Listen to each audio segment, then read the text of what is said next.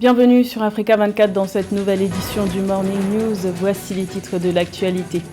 L'opposant sénégalais Ousmane Sonko fait le point après sa première audition pour des accusations de viol.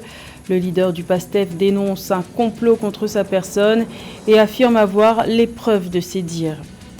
La 27e conférence internationale pour le climat COP27 s'ouvre ce dimanche 6 novembre en Égypte.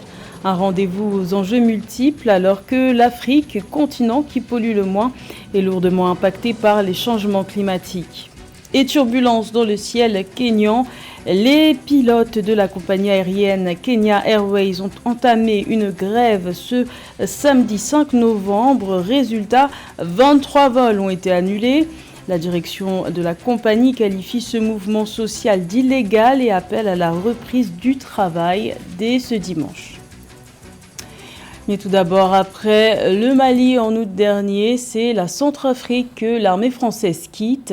Les derniers véhicules blindés de la mission logistique Bangui, aussi appelée MISLOG, ont été rapatriés ce vendredi 4 novembre. Ce processus avait débuté le 1er novembre. Jusque-là, la MISLOG avait notamment pour mission de soutenir les forces de l'Union européenne et les militaires français opérant au sein de la MINUSCA. Il faut rappeler qu'en octobre dernier, les autorités françaises avaient annoncé le rapatriement des 130 derniers militaires français déployés en Centrafrique. Depuis plus d'un an, les relations entre la France et la Centrafrique se sont dégradées. Les autorités françaises accusent notamment les autorités centrafricaines d'attiser le sentiment anti-français dans le pays. Le leader du PASTEF, Ousmane Sonko, était face à la presse le 4 novembre au lendemain de son audition au tribunal de grande instance de Dakar. Inculpé depuis mars 2021 pour viol et menace de mort contre une jeune employée d'un salon de massage, l'opposant sénégalais a présenté au doyen des juges d'instruction sa version des faits. Le candidat déclaré à l'élection présidentielle de 2024 espère un non-lieu après sa première audition pour viol. Plus de détails dans ce sujet de la rédaction. Un complot mal ficelé, ce sont les termes utilisés par la défense de l'opposant sénégalais, Ousmane Sonko, pour qualifier l'affaire Sweet Beauty dans laquelle ce dernier est empêtré depuis plus d'un an. Au sortir de 3 heures d'audition au palais de justice de Dakar le 3 novembre, l'homme politique s'est dit confiant et innocent.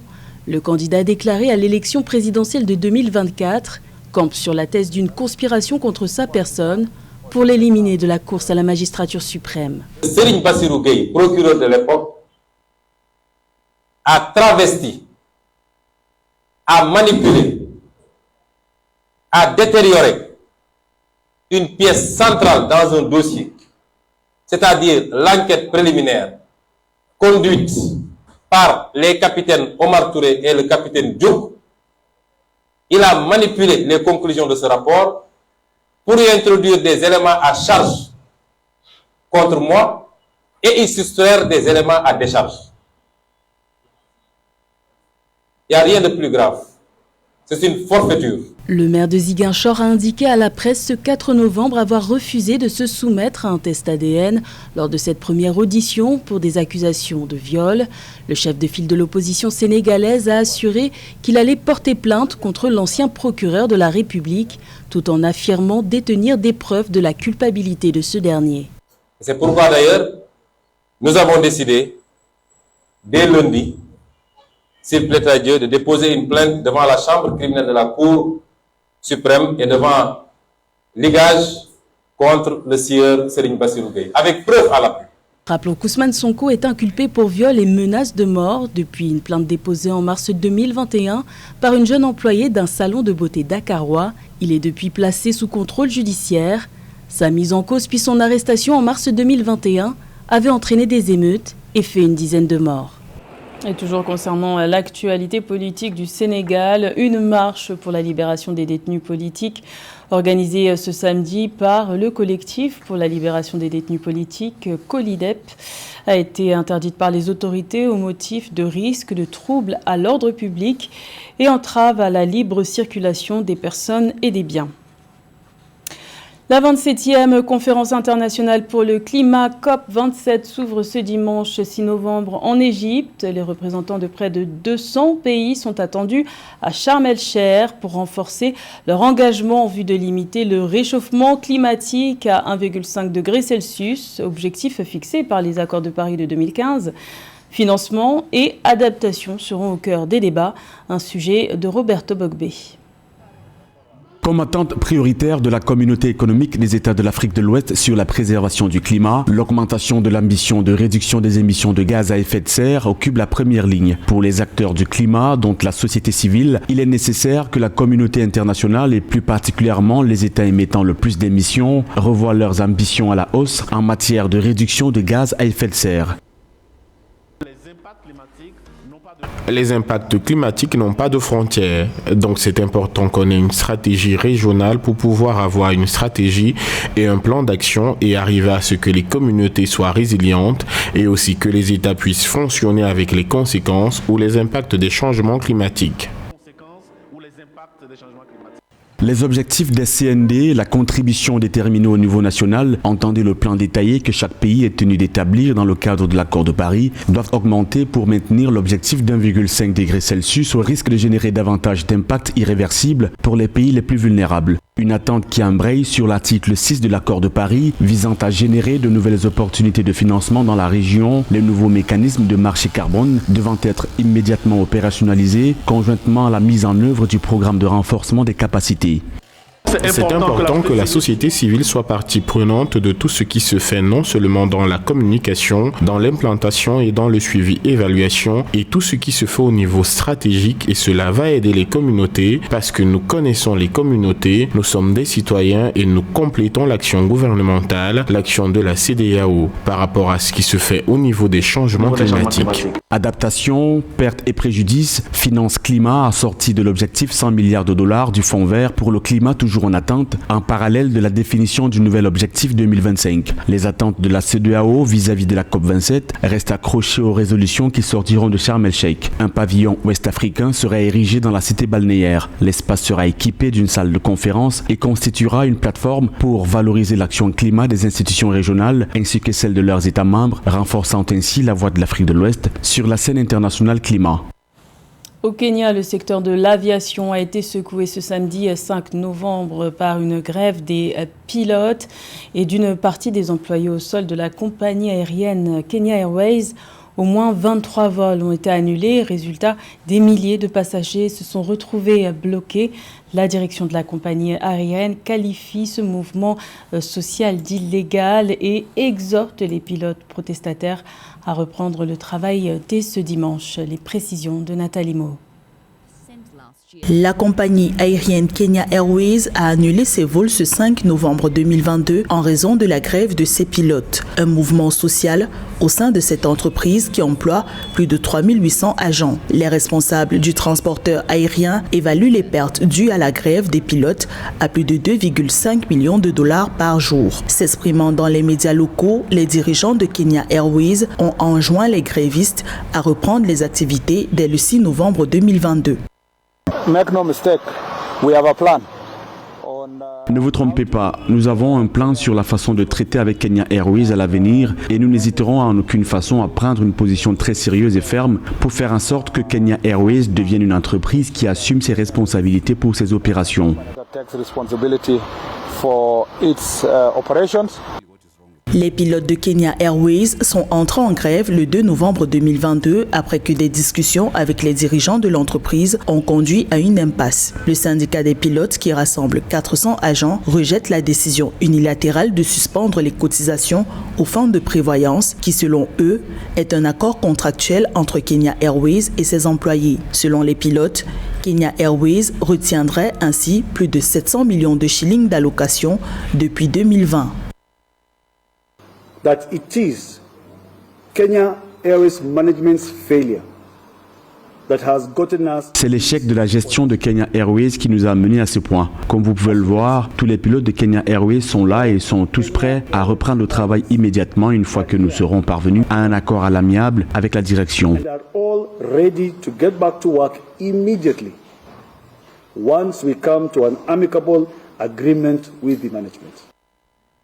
La crise au sein de Kenya Airways se durcit alors que le 1er novembre 2022, le directeur général Alan Kilavuka reconnaissait que le dévouement des employés de la compagnie a participé à son relèvement post-Covid. Consécutivement à la réouverture de l'espace aérien de ses destinations, le transporteur Kenya Airways a enregistré une hausse de 21% de ses revenus passagers en 2021. La compagnie aérienne s'attend également à une augmentation de 20% de ses revenus en 2022.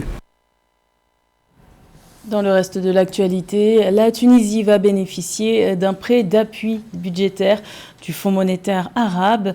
La Banque centrale de Tunisie a signé ce vendredi 4 novembre une convention de prêt d'appui budgétaire d'un montant de 74 millions de dollars. Objectif de ce prêt, appuyer le programme de restructuration financière du pays pour rétablir des équilibres financiers et réduire le déficit de la balance des paiements.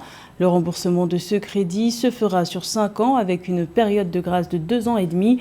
Rappelons que la Tunisie est sujette à une crise socio-économique et politique, notamment depuis que le président Kais Saied s'est arrogé les pleins pouvoirs en juillet 2021. 63 milliards de dollars, c'est la somme mobilisée au cours du Forum sur l'investissement en Afrique qui s'est tenu du 2 au 4 novembre à Abidjan en Côte d'Ivoire. Ces intérêts d'investissement seront injectés dans divers projets. Jamais un tel montant n'avait été atteint auparavant, ce qui prouve une fois de plus l'attractivité du continent africain et son rôle dans le jeu économique à venir, un sujet de Philomène Tine.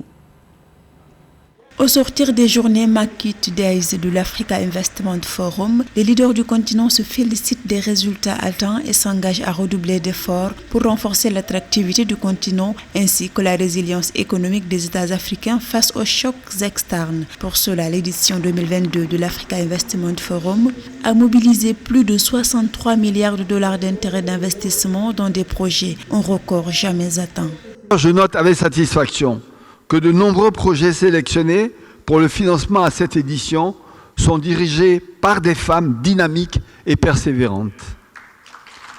Excellences, Mesdames et Messieurs, les résultats que nous venons d'atteindre lors de cette journée transactionnelle augurent bien des lendemains meilleurs pour des économies plus résilientes et une Afrique plus prospère. Initié par la Banque africaine de développement, l'événement enregistré près de 1800 participants, toutes catégories confondues, 63 sessions plénières, 12 sessions parallèles et sectorielles, 47 salles de transactions et de nombreux B2B. Les transactions prêtes pour l'investissement annoncées ont été présentées aux participants venus du monde entier. Il s'agit d'un montant de 31 milliards de dollars mobilisés en 3 jours. Les temps sont difficiles avec l'évolution géopolitique dans le monde, mais nous n'allons pas être freinés par cela. Nous savons que l'Afrique reste bancable. Voilà pourquoi je suis heureux d'annoncer que les 72 dernières heures, vous qui avez participé à ce forum pour l'investissement en Afrique, ensemble, avez réussi à mobiliser 31 milliards de dollars en intérêts d'investissement pour les projets. L'ambition du continent africain déclinée à travers plusieurs projets structurants consiste à relever le défi de combler le déficit de financement de l'investissement en Afrique. Ainsi, la BAD lancera un programme de 20 milliards de dollars pour créer la plus grande zone solaire au monde dans 11 pays fournissant de l'électricité à 250 millions de personnes. Tenu du 2 au 4 novembre 2022, l'Africa Investment Forum est le plus grand marché d'investissement transactionnel d'Afrique. C'est une avancée dans l'industrie du spectacle en Côte d'Ivoire. Le Comedy Club pour professionnaliser le métier d'humoriste en Côte d'Ivoire, Dikoko et l'Institut national supérieur des arts et de l'action culturelle, INSAC, s'engagent à encadrer les jeunes talents. Les deux parties ont signé le 2 novembre une convention de partenariat pour assurer la professionnalisation des humoristes en Côte d'Ivoire. Les précisions de Joël Ballot.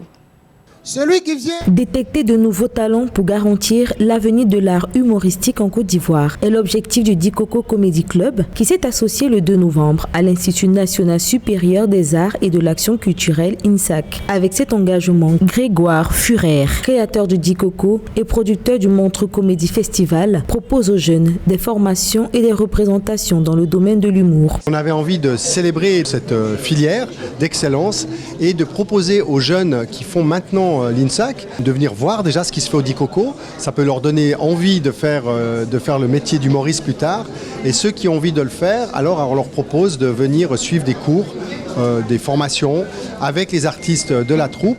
À l'instar des humoristes ivoiriens Joël et Eunice Zunon, plusieurs jeunes étudiants issus de l'INSAC aspirent à devenir des figures emblématiques du spectacle humoristique. L'INSAC m'a permis d'avoir une formation de base, une formation de théâtre. Grâce à cette formation, j'ai essayé de trouver mon champ, ma marque par rapport à mon style d'humour. Et ça m'a permis de me faire démarquer parmi mes amis lorsque Grégoire Furer Production est arrivé en Côte d'Ivoire en 2019. Avec ce partenariat qui constitue une passerelle entre formation et professionnalisation, l'INSAC veut garantir à ses apprenants la possibilité d'acquérir une formation de qualité grâce à l'échange d'expertise. Le partenariat d'aujourd'hui permet donc d'apporter et de faire des masterclass, des workshops, des échanges d'expertise, favoriser donc cette communication entre l'INSAC et cette structure afin qu'au bout, nos jeunes gens soient mieux formés, soient compétitifs sur le terrain. D'ici fin 2022, Grégoire Furer, promoteur du Dikoko, entend réaliser une tournée en Côte d'Ivoire à la recherche de nouveaux talents. Avec ce partenariat, l'INSAC se veut être un pôle d'excellence dans l'accompagnement des humoristes ivoiriens et africains francophones sur la scène internationale.